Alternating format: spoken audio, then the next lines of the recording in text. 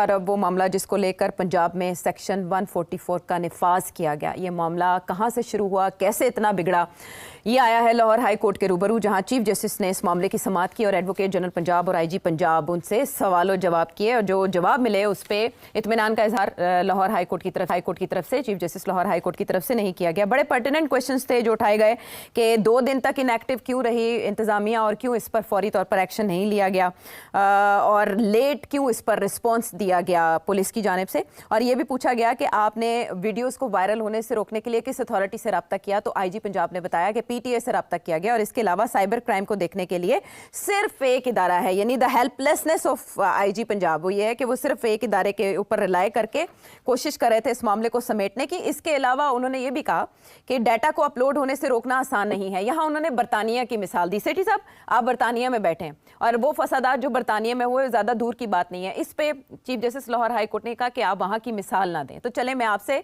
यहाँ के हवाले से क्वेश्चन कर लेती हूँ कि ये जो भी मामला हुआ, जिस तरह से ये चिंगारी आग में तब्दील हुई और ऐसे फैल गई कि सेक्शन 144 का निफाज करना पड़ा, ये कैसे बात इतनी बड़ी और आपके ख्याल में मिस हैंडल किसने किया इस मामले को? नहीं, मिस हैंडल तो खास नहीं हुआ, हैंडल हुआ, ब्रिलियंटली हैंडल्ड बाय पीटीआई। ये बनाना चाह रहे हैं बांग्लादेश, स्टूडेंट्स को निकालने की कोशिश, पूरी प्लानिंग के तहत ये हुआ। I have made a full investigation और सोशल मीडिया में बड़े पावरफुल हैं, सो दे यूज्ड इट। और स्टूडेंट्स, आपको पता ही है इस वक्त जो सिचुएशन है, नौजवान तबका इज ऑल प्रो पीटीआई, तो इसलिए this was a deliberate conscious planned attempt to create turmoil और स्टूडेंट्स को निकालने की कोशिश थी कि बांग्लादेश को रिपीट किया जाए यहाँ। दैट वाज द अटेम्प्ट और so there is no doubt in my mind, कोई ऐसी चीज हुई नहीं मगर बनाई गई। अच्छा, अब सवाल ये तो मैं बड़ा क्लियर हूँ। तो अब ये है कि गवर्नमेंट को इस बात का एहसास नहीं हुआ, उन्होंने सोचा कि पता नहीं इतना बड़ा प्रोटेस्ट हो रहा है, शायद कुछ हो ही गया, let's get to the bottom of it. तो गवर्नमेंट इस किस्म के केस में स्लो मूव करती है, तो इदारे अपने आ जाते हैं, इन्वेस्टिगेशन शुरू हो जाती हैं, काउंटर इन्वेस्टिगेशन शुरू हो जाती है, तो उसमें वक्त लगता है कि यार ये क्या शोर पड़ गया, किधर है, पता करो कौन था कौन नहीं था, ये देखें वो देखें। तो ये इसमें एक आध दिन लग पड़ता है, पता ही ना चले हो क्या रहा है। तो जैसे कहते हैं ना, डेड बॉडी, अगर कोई मर्डर हुआ तो डेड बॉडी कहाँ है, वो पता ही नहीं है कि जी डेड बॉडी के ऊपर मर्डर कैसे हो सकता है। तो इसी किस्म का ये सिलसिला था कि where is the woman, where is the girl who has been raped, वो पता ही नहीं चल रहा था, और एलिजिडली रेप्ड। तो इसलिए दे वर रनिंग अराउंड, इसलिए मीडिया वाले भी कभी कोई अस्पताल चेक कर रहे हैं, कोई इधर चेक कर रहे हैं, कोई उधर चेक कर रहे हैं, नोबडी हैड अ क्लू। पहली बात, so I don't blame the government. It took them some time to understand that this was a concerted PTI attempt to create turmoil and use the students. पहली बात तो इस उनके ज़हन में भी नहीं था कि ये इस किस्म की चीज कर सकते हैं, और सोशल मीडिया इतना पावरफुल बना लिया है as a tool of fake news and provocation PTI ने। They had no idea, now they realize कि ओ ये तो दिस वाज दिस। अब पता भी चला कौन कैसे। अब चीफ जस्टिस साहिबा जो है, उन्होंने जो सवाल किया उसका जवाब मैं देता हूँ फ्रॉम पर्सनल एक्सपीरियंस।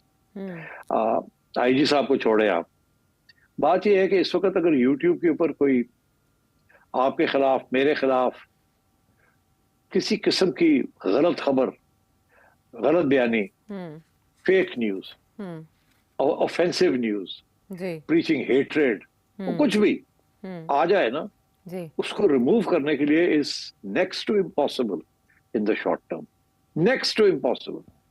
हमें यहाँ ये ऐसे लगता है कि जी बस वो पीटीए है, एफआईए है, उन्हें लिखें कि जी ये देखें जी ये क्या ज्यादती कर रहे हैं और इसको ब्लॉक कर दें।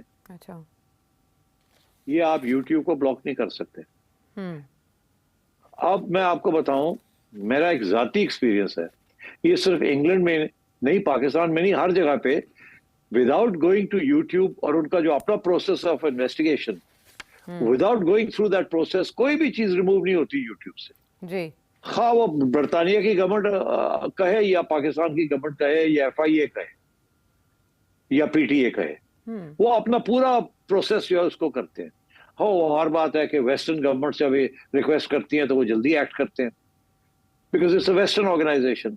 और अगर पाकिस्तान जैसी गवर्नमेंट जिसके खिलाफ वैसे ही इतना महाज बने हुए हैं, वहां अगर कोई करे तो ये सवाल आ जाता है कि इज इट डेमोक्रेटिक और नॉट, ये राइट है कि नहीं है रिमूव करने की, ये गवर्नमेंट तो नहीं एक्सेस अथॉरिटी इस्तेमाल कर रही, ये लोग जो कह रहे हैं कि ये हेटेड है, ये हेटेड तो नहीं है, ये तो राइट ऑफ स्पीच है। हमारे लिए इस किस्म के इश्यूज बन जाते हैं। जब ये बरतानिया के अंदर अगर हुकूमत बरतानिया की या वहां की जुडिशरी ये ऑर्डर करे कि इसको रिमूव करे, तो उसी वक्त वो विद इन आवर्स वो रिमूव हो जाता है, बिकॉज ट्रस्ट लेवल बहुत हाई है। यहाँ ट्रस्ट लेवल नहीं है। अब मैं आपको बताऊं, मेरे एक बड़े करीब दोस्त हैं, समझे, बहुत ही करीब, उनके खिलाफ एक बहुत सख्त किस्म की गंदी वीडियो चल रही है जो लाइफ थ्रेटनिंग है, ओवर 1 मिलियन व्यूज। वो बड़े परेशान थे, उन्होंने एफआईए को अप्रोच किया कि यार ये इसको उतारें प्लीज, इट्स लाइफ थ्रेटनिंग। अच्छा। एफआईए ने कहा हाँ आप तो सही कह रहे हैं, अच्छा हमें थोड़ा टाइम दे। उन्होंने पीटीए को कहा, पीटीए ने आगे से कहा हाँ हाँ हम करते हैं। पता लगा 7 दिन हो गए, कुछ नहीं हुआ। फिर प्रेशर डाला एफआईए के ऊपर कि भाई ये कुछ करे, और by the way pressure at the highest level, इससे ज्यादा मैं नहीं कहूंगा, हाईएस्ट लेवल से प्रेशर कि इसको खत्म करे, निकाले, ब्लॉक करे इसको, कल को खुदा ना खास्ता कोई हादसा ना हो जाए। तो एफआईए अभी तक नहीं उसको खत्म कर सकी। इवेंचुअली क्या किया कि जब पीटीए ने भी हैंड्स अप हो गई और एफआईए ने भी कहा यूट्यूब जो हमारी घास नहीं डाल रही, हमने बड़ा कुछ लिखा, उनको आगे से जवाब ही नहीं देते हो, तो फिर इन्होंने, मैं आपको बता रहा हूँ अब बड़ी इंपॉर्टेंट चीज, कि इन्होंने अमेरिकन एम्बेसी को लिखा। अच्छा। अमेरिकन एम्बेसी के उनको जो लीगल अफेयर्स डिपार्टमेंट है उनको लिखा कि आप हमारी मदद करें, इस यूट्यूब को, ये जो वीडियो है इसको रिमूव करवाएं, this is incitement to violence. और अभी तक वो रिमूव नहीं हुई। अच्छा। उसके बाद यूट्यूब वालों को अप्रोच किया गया at a high level via contacts in YouTube. अच्छा। अभी तक वीडियो नहीं रिमूव हुई। तो जज साहिबा को मैं ये कहना चाहूंगा कि not the easiest thing in the world to remove a video and to block it on YouTube. तो इन्होंने इसीलिए, अगर इनके पास ये पावर होती तो ये सारा का सारा ट्विटर को ब्लॉक ना करते, जहां भी वो गड़बड़ होती बटन दबाते तो वो ब्लॉक हो जाता उसका account. The government of Pakistan has signed understandings and deals and agreements whereby they don't have access to this. ये सर्वर्स जो हैं इन चीजों के पाकिस्तान में नहीं है जहां एक्सेस चाहिए, they are in the control of YouTube. तो इसलिए it is not easy to remove offensive videos, even though you may think they are offensive. तो जज साहबा को ये आईजी साहब is, I have to side with him because ये IG की गलती नहीं है, उनके पास पावर ही नहीं है। और जब वो कहते हैं हमारे पास तो एक ही इदारा है, वो एफआईए क्राइम ब्रांच है, वो आगे पीटीए के पास जाते हैं और वहाँ हैंड्स अप हुए हैं सारे, as far as blocking of video content is concern. देखिए, इसमें उन्होंने हवाला दिया कि इंस्टाग्राम पोस्ट से ये आग फैली और फिर व्हाट्सएप ग्रुप्स में शेयर हुई, उसका भी तो तदारुक आसान नहीं है। तो उसके जवाब में कुछ लोगों को इन्होंने अरेस्ट किया और एजी पंजाब ने आज ये बताया कि एक वकील साहब को अगर हमने अरेस्ट किया तो उसको मजिस्ट्रेट ने बरी कर दिया।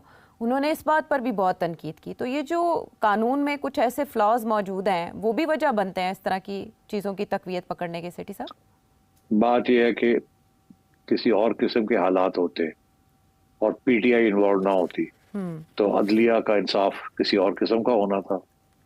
आजकल अदलिया का इंसाफ is in favour of PTI.